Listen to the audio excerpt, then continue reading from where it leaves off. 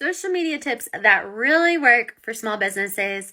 Are you ready? Let's go. 1, film parts of your day as you are going about your day. Set down your camera, film for like 10 seconds or 15, and then save that for later and have part of what you're doing each day. So you could set a timer for maybe once an hour, film a little bit of content and hold on to it. 2, take that content, add a trending sound, add some value to your audience on top, whether that's an encouraging statement or tips and tricks they need to know, and post it. This content will do really well, and it's easy to do even if you have busy days.